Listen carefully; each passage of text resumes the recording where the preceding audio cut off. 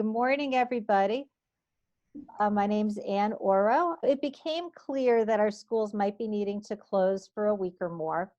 And I reached out to an elementary and a high school administrator who've been hosting digital learning over the past 6 years at a variety of grades. And I thought they'd be able to help us start a conversation in the Archdiocese of Newark. Before I introduce them, I'd like to keep in mind that this is going to look different in every single school based on the tools you have, the population of students you have, their ability to access the internet, and a number of other considerations that'll come up in our conversation today. If you have teachers who have not begun to work digitally, this isn't the time to force them to work online. But it's going to give you some ideas to prepare, if not for this week, into the future. This isn't a one-time conversation. We're starting today. I can host more Zoom conferences over the weeks and months if it becomes important. And also next Thursday, I'm going to have a conference just like this for technology integration specialists at the high school and elementary level, and teachers are welcome to join in as well. So we're just going to keep this up, and we have to be cognizant of the fact that no matter how digital you are at school, you have to consider that you may have students who appear to be doing all their digital homework, but maybe they're walking down to McDonald's to do that, and they're too embarrassed to say that they don't have internet at home. So when you're thinking through these things, think about that. Think about the fact that you might have parents who aren't capable of helping their children work digitally. And you might even have high school students who are taking care of younger siblings or cousins while the parents are working. So there's a lot of moving pieces to this, and Noreen and Maria are going to help us understand how they're thinking through this. And then finally, the one thing that I've been hearing from a lot of teachers overseas is that there's going to be a bit of apathy if this goes on for a while. So let me, just keep that in mind. I'm seeing a note from somebody, so I'm going to try, Joelle, to help you. You've been put on hold while Noreen and Maria introduce themselves. So I'd like to introduce Maria Yanis, who's the principal at St. Cassian School in Upper Montclair in Essex County, and Noreen Andrews, who's the assistant principal at Union Catholic Regional High School in Scotch Plains. And I'd like to start, Maria, if you could share a little bit about how you started with online learning with your faculty, staff, and students, and then afterwards, how I'd like Noreen to do the same. So I'm going to turn it over to you, Maria and Noreen. Good morning, everyone. Thank you for joining us. Can we turn that on? Okay. So at St. Cassian School in Upper Montclair, we began our distance learning program about 6 years ago. We wanted to continue learning during emergency closings and snow days, and we wanted to make it fun for the students. So what we did is we connected through Google Hangout with our 5th through 8th grade students, and then we created videos that the students receive, in the morning of a school closing. The school population, both the parents and the students, have received our program really well. Our attendance sometimes is even better than on a regular school day. They look forward to connecting. And we've tried to, again, focus on making it fun, but at the same time to continue the learning. And we've been successful in doing that. And Noreen, if you could share a little bit. Okay, good morning, everybody. Union Catholic has been a one-to-one learning school since 1997. We've had laptops since 1997, and we've been learning and journeying since then. We are almost entirely fully online. 6 years ago, we engaged Canvas, a learning management system. Every teacher, every student, every parent is online. And all of our textbooks are online. So we're very, very fortunate, and we know that. Um, but even at that, I ran a one-day professional development on Tuesday of this week in order to bring everyone, together again to have discussions about features of Canvas that we're using and that I'm not using so much, but now in a new situation, in extraordinary times, things like the chat room, which may not be necessary for me in a face-to-face classroom, but now could be very, very useful. Things like conferencing, these are features that come through our learning management system. So we had a full day professional development to get everyone to collaborate, speak with other teachers who are teaching the same curriculum, to brainstorm ideas on how we're going to make this work. It was a very productive day, and we learned a lot from each other, and we just don't know where this is all going to go, but we feel that we're as prepared as we can possibly be. So what I'd like to move into next, and Maria and Noreen, you can jump in. Again, first, let's keep it with first Maria and then Noreen. That way, we'll just have a pattern. But what did you do in advance to check if the students have internet access? And what are you thinking about doing if students can't access the internet? So Maria? If you can't access the internet. Okay. So we've been lucky that our students so far on our snow days have had internet access. When we started our distance learning program, we sent a survey home, a survey last week. All of our students we're fortunate that all of them have internet access. They all have some type of device at home. We also collected information as to, what type of device, whether it's an iPad or a laptop or a Chromebook. We also collected information as to when there are siblings, and we have several families that have 2, 3, and even 4 students in the same household. Are they sharing a device? How many devices are home? So that as we create our distance learning schedule, we're cognizant of that. And we're also offering the opportunity for families who don't have a device for each borrow a device. And hopefully by tomorrow we should go. And even for students learning for a long time, a different scenario, and explore like no. Maureen, We're Maria? hearing me?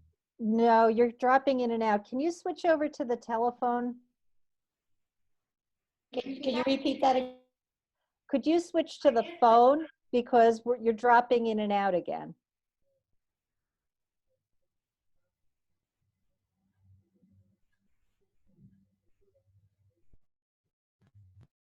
Okay, so there you go.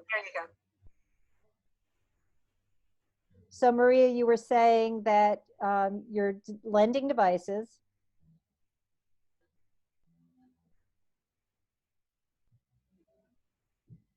Okay, I am just, hold on one second. So Maria, what I'm going to do is ask Noreen to share a little bit about what she did in advance to check if students don't have internet access and what she's considering. And then when Maria's voice sinks back in, we'll come back to Maria.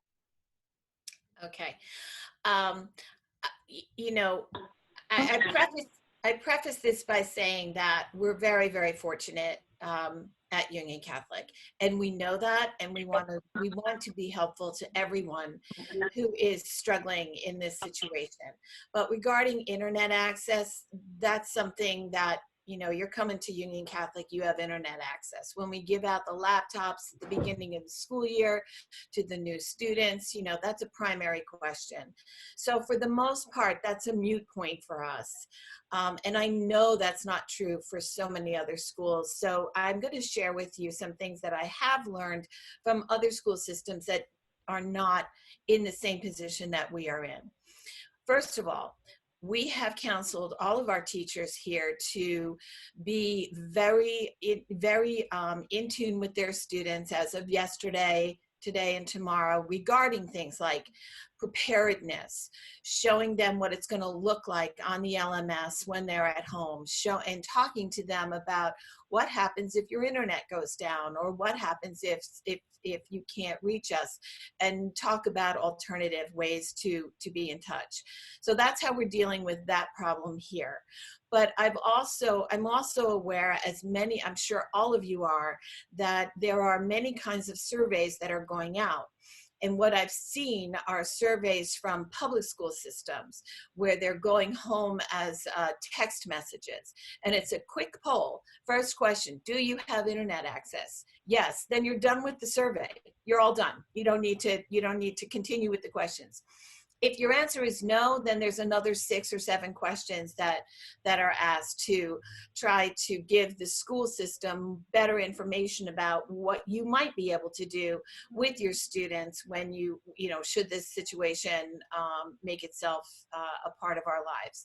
So I would say to you that, you know, a survey is probably a very smart thing to do. And those 2 surveys, by the way, I know were set up in SurveyMonkey. So that's something. And my guess is on March 12th, at this point, many of you have already done this, and you know what's going on, and you know what your challenges are going to be with regard to internet. Okay, so now how are you thinking? And Maria, could you say hi just so that I can hear you on the phone? Yes, somehow. Hi, do you hear me? Okay, good. I hear you now. So now the next question is, how are you thinking about informing the parents in the coming weeks? What questions have you received from parents? How is this different from the questions that you're receiving from shorter digital learning days? So Maria? Right.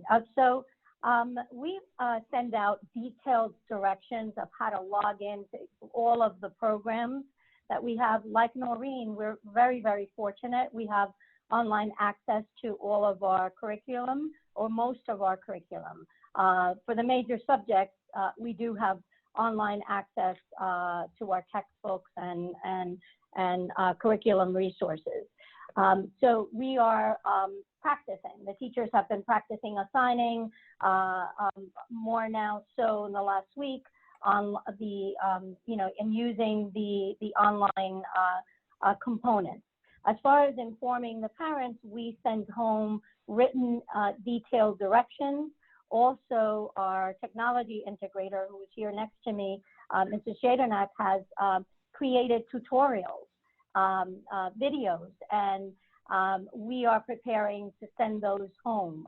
We already have a few created, and in the event of an emergency, we're going to send those home, or even before. So we've been working kind of around the clock, even though we are, we've done distance learning for a long time. There's a lot of, additional steps that we've added and that, we've had to prepare for. And the same for you, Noreen. How are questions different from what you're doing? One of the things, that we spent a lot of time on Thursday was talking about the structure. What is this going to look like? And how is it different from a virtual snow day, which we've had many of, but not this year. we talked about how this is very different than a random snow day, that, this is curriculum and the teachers are asking questions like, is this a whole day? Is this a half day? Is this a 50-minute period, which we traditionally do? Should I be creating work that should take the students 50 minutes? No, you should not. You should be creating work that moves your curriculum forward. And we have a hard deadline of next Friday to close marking period 3, and we are going to close marking period 3. So the teachers needed to focus on Tuesday about what they needed to do to get to the closure of the marking period. And also their supervisors needed to talk to them about what accommodations we can make for the students. Your tests would be different. Your assessments are going to have to be different. They're going to have to be assessments that are not going to be multiple choice necessarily. That, we do have a quiz and testing feature through the LMS, but there's going to be a lot more of written responses. So therefore, you're not going to have, the same kind of structure. So we really needed to think about what it was going to look like. And our message, or my message to the faculty is, less is more. Do less, but get significant, rigorous content.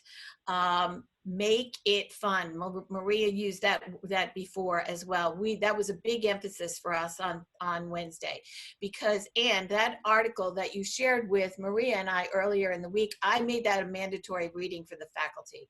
That was an excellent article about prolonged student activity online, and that prolonged activity can cause student apathy, and you're going to start losing. We have a very focused fundamental foundations program here at UC. And we know that one of the biggest problems for these particular students is apathy and the ability and time management. So we anticipate they're the first ones we're going to struggle with. So what is that going to look like? How can we help them? How can we keep them involved? Video, so we're talking about online gaming, we're talking, educational websites that will help us to keep the students, even, it's like summer vacation. We don't know how long this is going to be. So, if they're out for 2 months, God help us.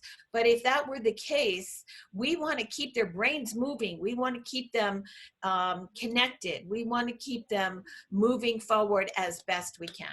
But we also have to recognize that we may not move forward in the same pace that we might have expected, in the face-to-face classroom under normal circumstances.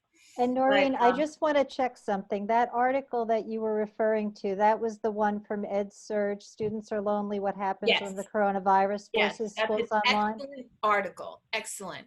And it really speaks to, the problem, and it does speak to the need for varied activities. It needs to be enjoyable. The kids need to want to go to that in the morning and get started. A lot of things were discussed, and in the end, my final message was, you are autonomous. You are the teacher. You need to keep track. You need to keep your students involved, and you need to, you don't need to run everything that you want to do past me or your learning area administrator. That it is our desire, it is our objective to keep the kids engaged and as rigorous as we possibly can, in an enjoyable way.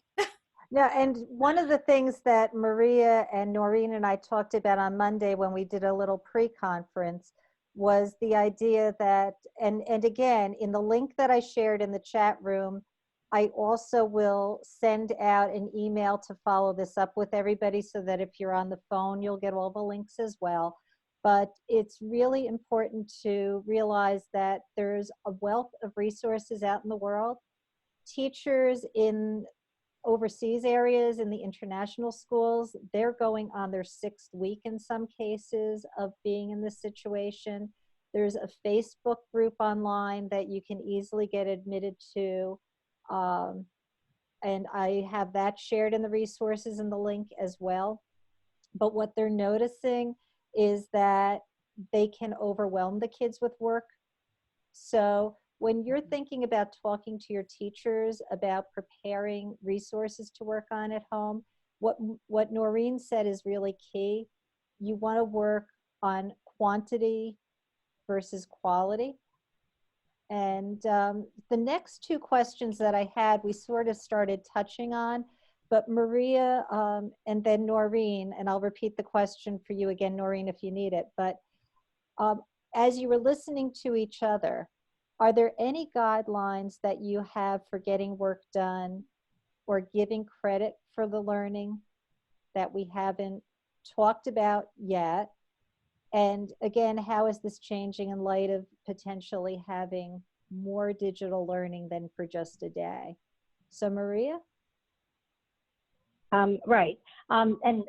Again, quality over quantity is something that we've stressed here too. As far as keeping track of the work and the students, you know, each teacher when they'll do a classroom meet, which is one of the things that we're doing when, you know, if we go to home instruction, they will be taking attendance. Also, the students will be submitting using Google Classroom. They'll be submitting their work. Their work will count just like it would if they were in school and submitting, you know, a paper, right? Our students, for the most part, especially from grade 5 or even grade 4 up, are used to doing that on a regular basis. It's going to be a little bit more of a challenge for the little ones, but we are, you know, they're all on Google Classroom. We're also using Seesaw, and the kids are creating videos in school, and then they're, you know, the teachers are assigning homework assignments on Seesaw that the kids, you know, create and then submit as well. So as much as possible, we're going to count the work that they do, just like we would if we were in school. I do want to say and add that, you know, something that Anne said in the beginning, this is going to look very different for everyone. There are public school districts in New Jersey who are rolling out plans right now that are just paper, right? They're giving kids packets and sending them home, and then the teachers are communicating via email with the kids if they have any questions. So again, this is going to look very differently depending on, you know, the capabilities that you have as you roll out your plan. And this also speaks to, within your own school, you may have a single or multiple grade level teachers who are working digitally with their students, and you may have another large chunk of teachers and students who are working just paper-based. I did include in the link that I sent out to you, there's on the second page a question that says, how can I support students with low or no internet access? I didn't get a chance to listen to it yet. There's a teacher, Vicki Davis, who has a podcast, and she had just this morning posted teaching kids with paper packets due to coronavirus closures. She interviewed a teacher, D. Ross Kalman, who has put together 3 weeks of paper packets for her students. Mm-hmm. So I'll listen to that and I'll vet it. But if you want to listen to that in advance, it may be supportive to you, you know, going forward. So Noreen, what would you like to contribute about that? Yes, you know, so many things. One of the things you're talking about traditionally was called has been called a blizzard bag, which kind of got its start in the northern states during snowstorms. And if you go online and you simply you search blizzard bags, you're going to get the first couple of links tell you that they're not using them anymore. Well, they're not using them anymore because they're internet based. And they have found that during a blizzard, people lose connection. So So what they evolved, they began, as Anne just described, as paper packets, a packet you sent home. And I'm sure you're all doing this, as we have done, is we're preparing the students this week about taking things home. Make sure when you leave the building, you have X, Y, and Z, like your computer and your charger. Don't go home without your charger. You'd be surprised how many of them do that. So, so things like that. The paramount thing is communication. How are we going to communicate? And the very first thing you asked us, Anne, was how are we going to communicate with the parents?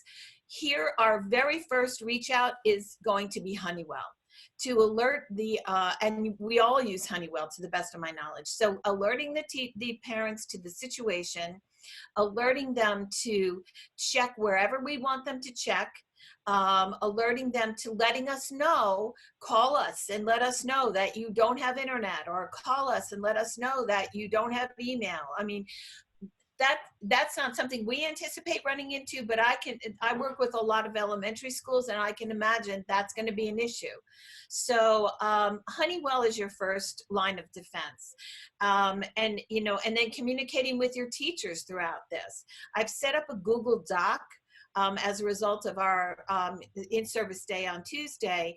And in that Google Doc, the teachers are dropping in all kinds of resources that they've practiced with, or that they think they're going to use, and they're telling us why they're going to use it, and who it might for what learning area it might be most effective. Like, I don't need to know, if I'm teaching a world language, the math resources are not going to help me, and vice versa. So so that open conversation in a Google Doc, or even a Google Hangout for your faculty to be in connection. One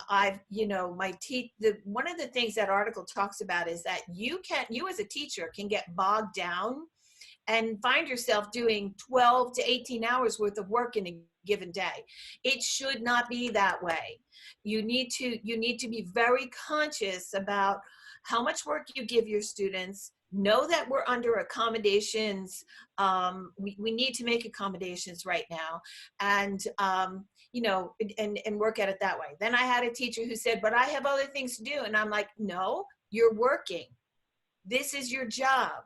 So, yes, you can go to the grocery store. Yes, your schedule is a lot more flexible, but you need to be attentive, Anyway, we cleared that up. So, but I think that communication is your big thing. The other really important thing is secondary devices, where, they may not have internet, but I can't imagine a home that doesn't have a phone, an iPhone, or some sort of a device that doesn't need the internet to connect. So that can be really helpful.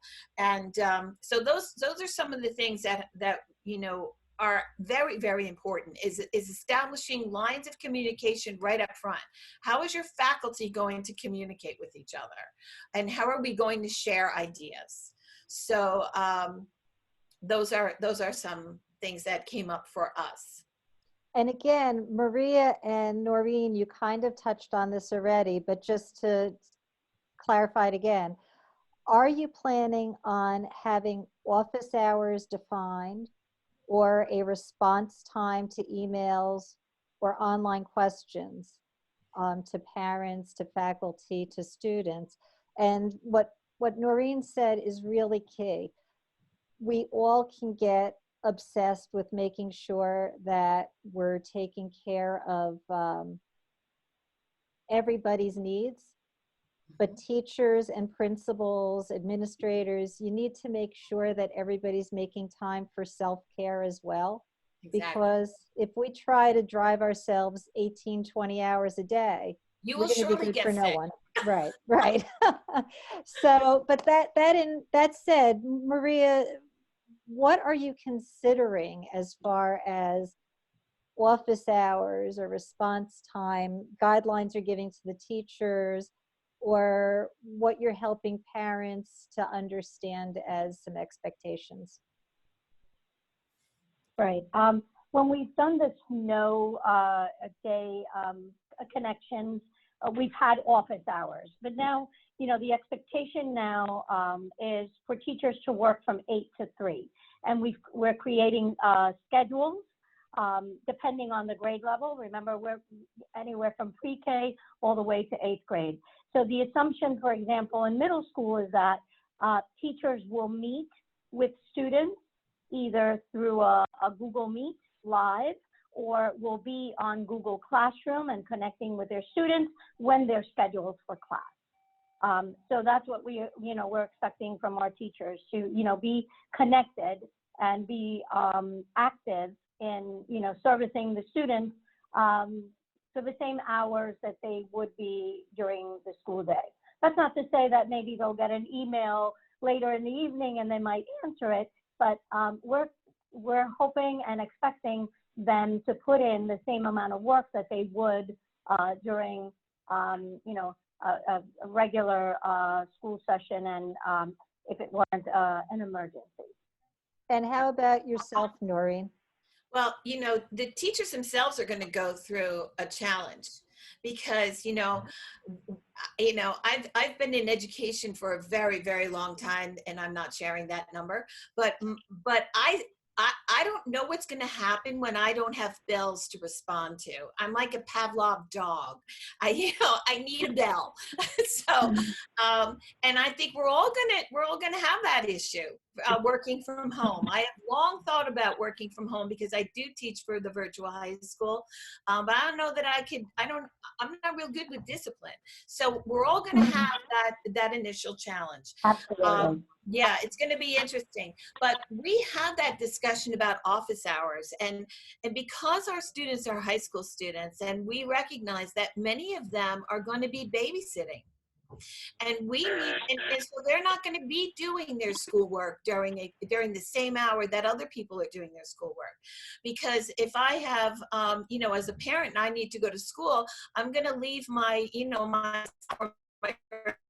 with their siblings and try to make that work.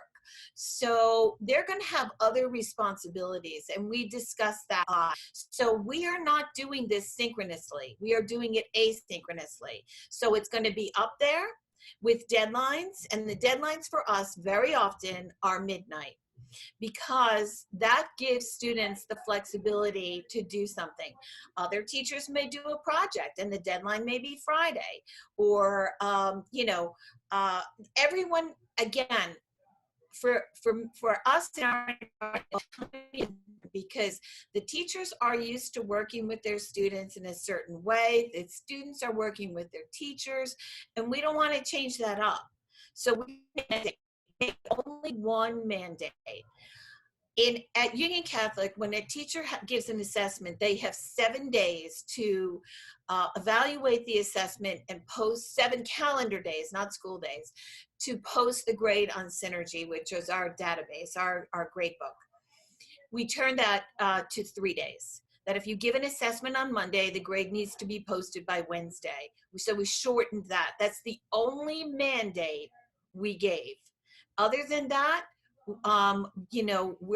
we're confident that the teachers are going to be doing what they need to do, and then we're all going to be communicating with each other throughout, and we're all going to be checking. I can go into anyone's Canvas page to see what's going on, and there are a number of other administrators in the building who can do that. And if I'm concerned or I have a question, even I'll reach out to the teacher.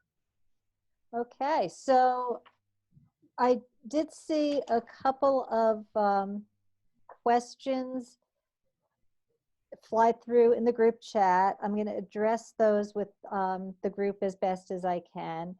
And then I'm going to ask Noreen and Maria to just share any last thoughts that they may have, and then I'll open it up to more questions.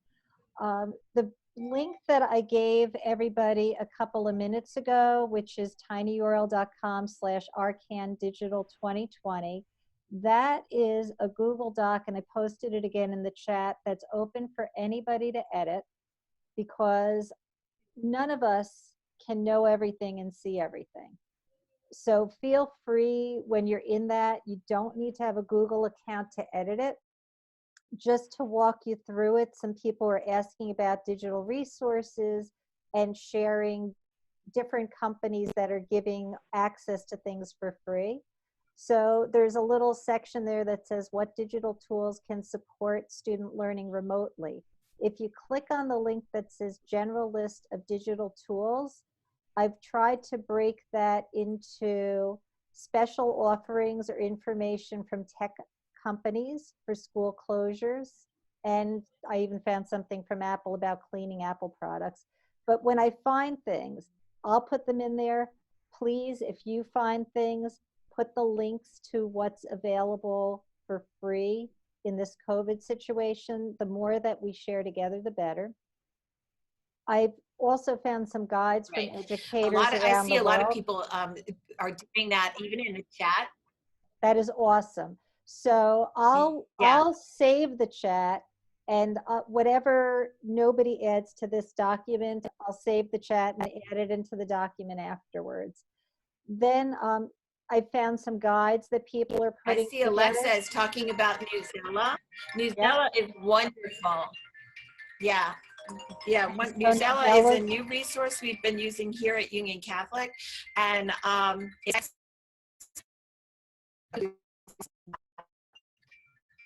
So that's that piece there.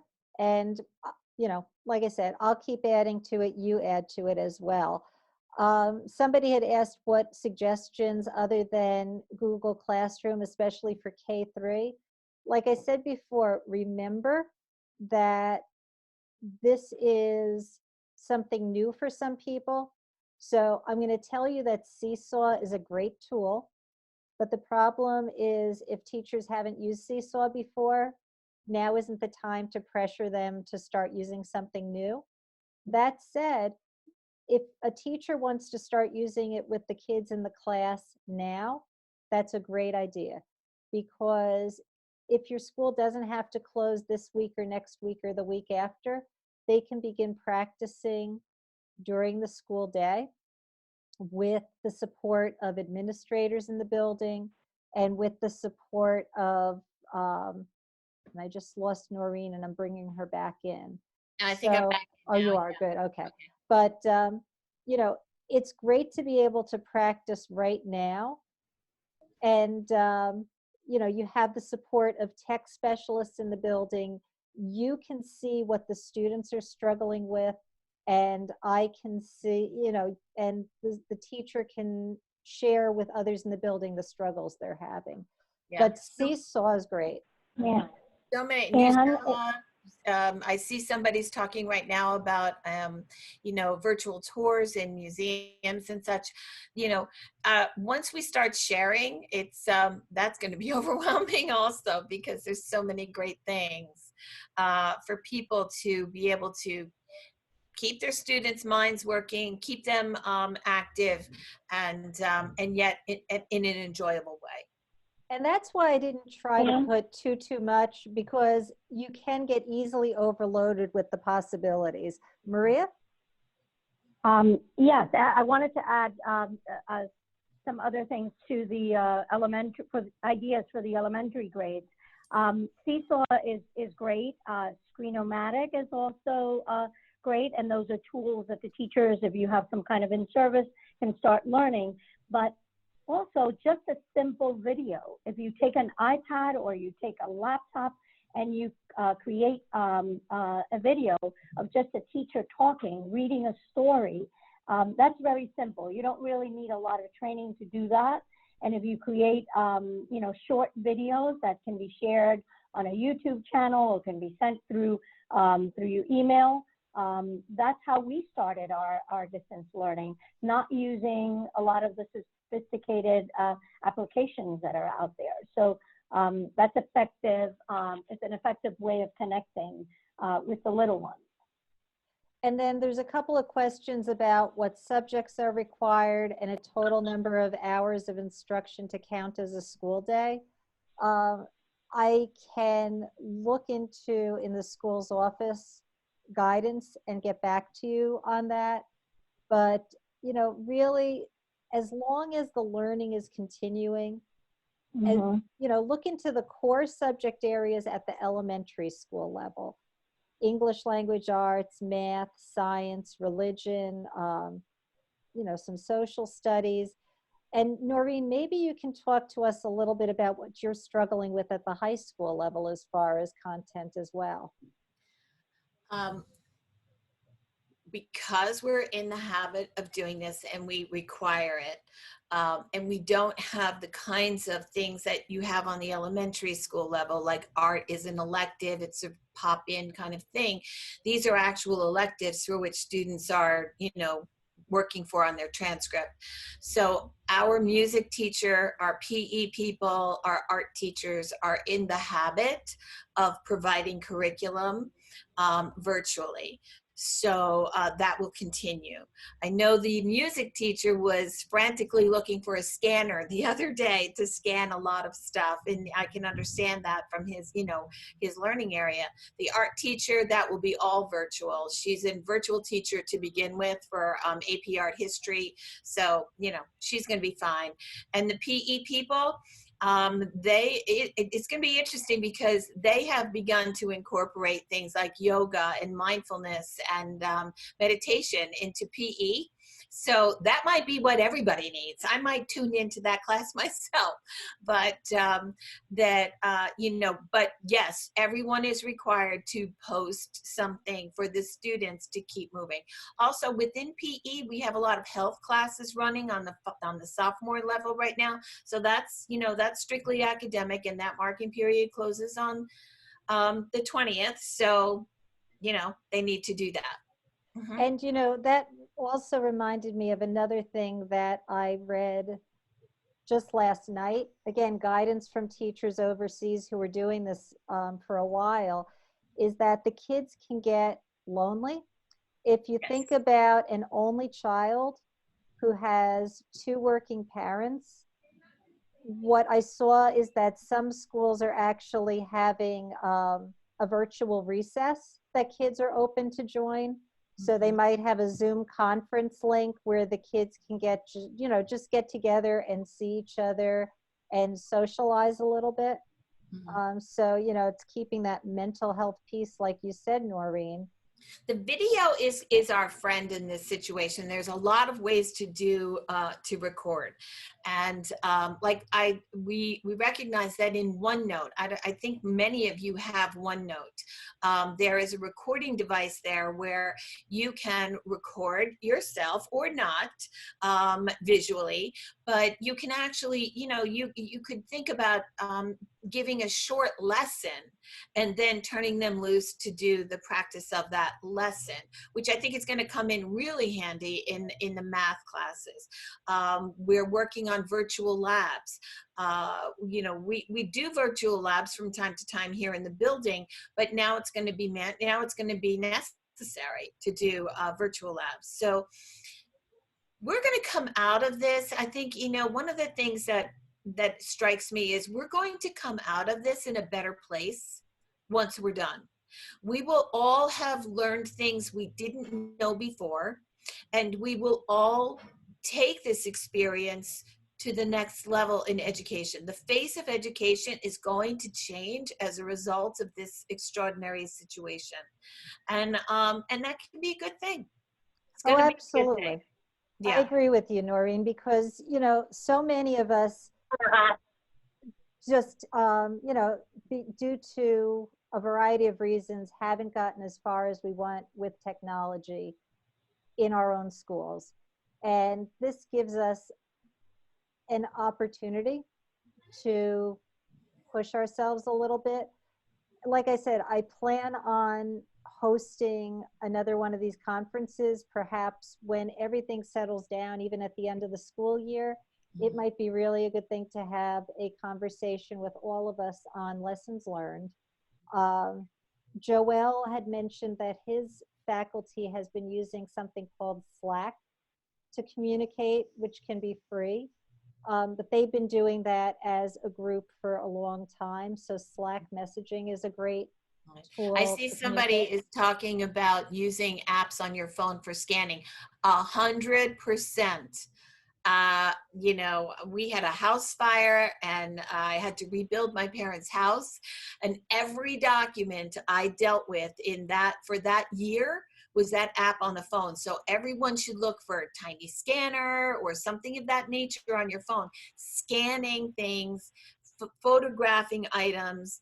That's a great way to share things. It, you know, even by just via email with families.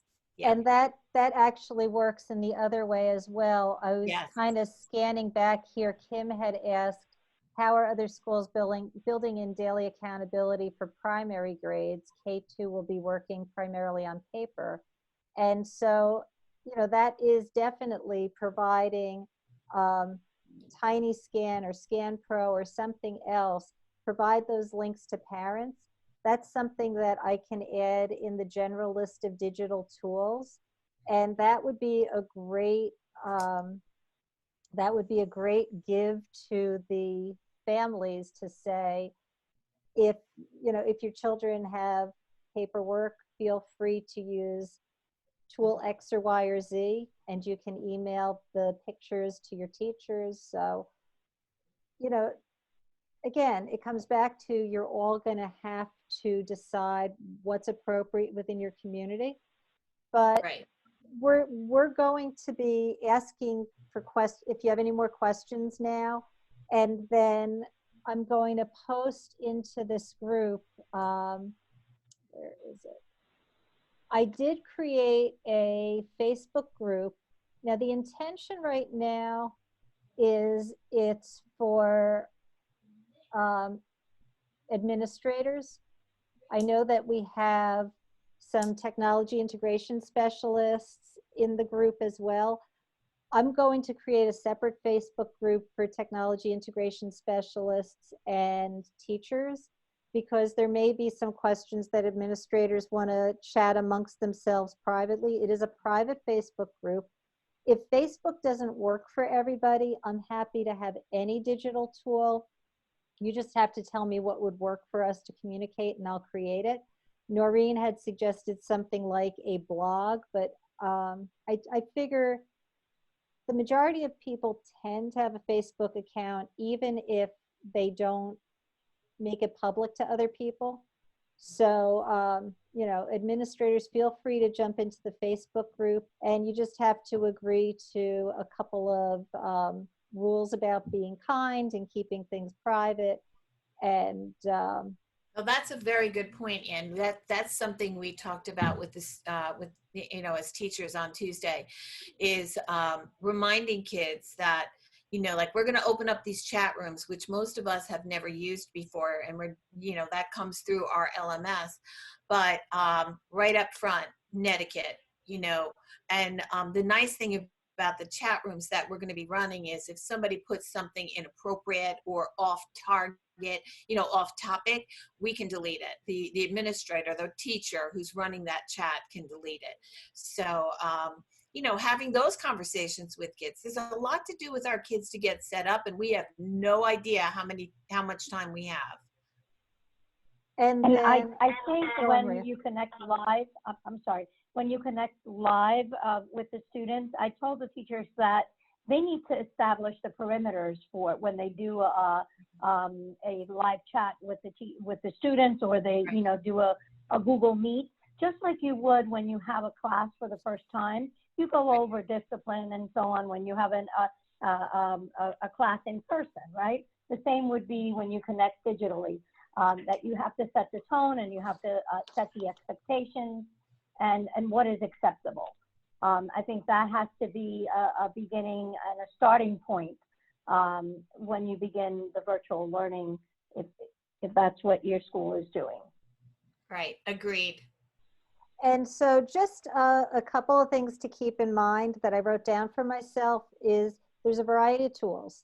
This tool, Zoom, is helpful because students can use a website. They can dial in via a phone and listen. And like I'm doing right now, Zoom will record the session so you can place it online.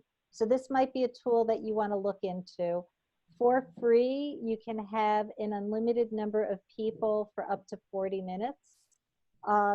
teachers should be practicing, and I said this already, any tool with students in the class now. It will help you find out what they're struggling with, and it gives you a chance to try it with the support of other teachers, integrators, and administrators just a few steps away. Limit the number of tools. This is really important. If you're a Google Suite school, a Canvas school, a Schoology school, something else, Seesaw, it's a great free tool because it works on laptops, Chromebooks, tablets, and cell phones. Flipgrid is a great tool that lets teachers create questions and get video responses. But the thing is, don't overload the kids with going to 30 different sites to get the work done. Try to keep it to a limited number of tools.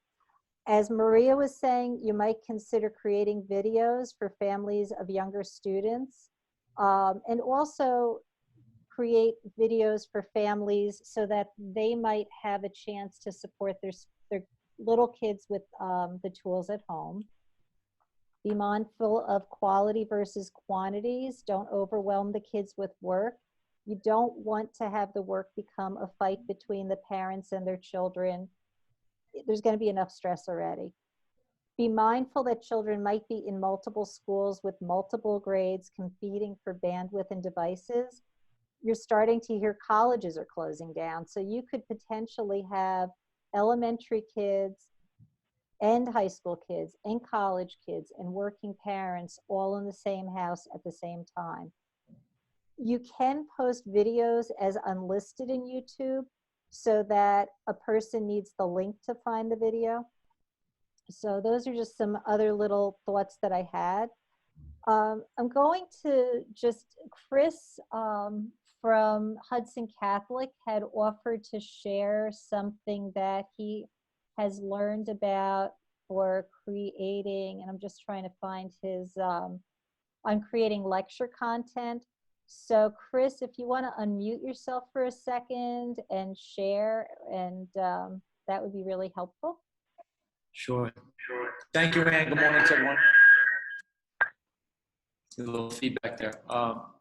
So wanted to just let everybody know that it was part of our routine preparations for being off campus for whatever reason. Again, typical times. We had a pipe break here in Hudson Catholic in the basement. We were out for 2.5 days last week, so we got kind of an unintended test drive on what it would be like to be away from school for any length of time. One tool that's been very helpful and very promising for us, a couple of them that are out there, include screen recording for the iPad. If you have anything like Apple Pencils and an iPad, the screen recording function that exists free of cost in the control center on the iPads allows you to capture anything audio and anything that's on your screen, your voice plus anything that's on your screen. Some of our teachers expressed a desire to still be able to connect with students in kind of a lecture type format. And so this gives them the ability to create canned content. Let's say that some of our students have inconsistent connection and can't be there for a real-time class, having the ability to connect that way and be able to jump around to different applications, say from a PowerPoint to some live written content that functions like a chalkboard in notes, for example. The second way, if you don't have access to iPads or tablets, the second way is to use, in our case, a MacBook to record in QuickTime. You can do that as well. So a couple of resources that have been very helpful for us to generate original content from our teaching staff as opposed to channeling them or sending them toward outside resources. That's awesome, Chris. Thank you so much. Thank you. If you've created any tutorials, feel free to share the links in our shared Google document. Will do. I'll get you access to via Google Drive. Ah, that's perfect. Thank you. Thank you, Chris. Yep, thank you. Okay, so is there anything, burning questions that I didn't see in the group chat that we didn't hit on? It's a lot of information. We shared so much with you in this last hour that it was like probably a fire hose if this is all new to you. So I want to keep the conversation going as best as we can. We didn't start with a prayer. Usually we do. What I'll just do is end with a prayer. Any other thoughts, questions, concerns? No, but thank you, Anne, for making this possible. I think that this This is a great way. And even if we, who knows what this is going to look like? We don't know what this afternoon is going to look like, but, you know, doing this again, just to give everyone a chance to share things that roadblocks we've run into or solutions we have found that have worked. I think I'm thinking it'd be great to schedule it, you know, at least once a week and just let us, you know that at 9 o'clock on Thursday morning, we're going to have an opportunity to connect. So that's definitely what I'll do. I'll find a pattern, and it may not be exactly the same day and the same time, which probably works for people because everybody's schedule is different, and I can Right. record them every time. And that way, if you can't make it, Noreen had mentioned the word synchronously and asynchronously. So synchronously is we're all here together right this second. Asynchronously is a recording. So that way we can hit both ways. Mhm. Okay, so let's end together with a prayer. So in the name of the Father, and the Son, the Holy Spirit, amen. Loving God, thank you for giving us this time to be together and to share. In you we trust in everything. Together we're stronger. We pray for the health of all our community members, far and wide, and pray that you give us the strength and the patience to see our way through this situation. We ask this through Christ our Lord. Amen. In the name of the Father, and the Son, and the Holy Spirit. Amen. Okay, everybody, take care. We'll be in touch. Thanks, Ann. Thank you. Take care. Bye-bye now. Thank you, Anne. Thank you all. Take care.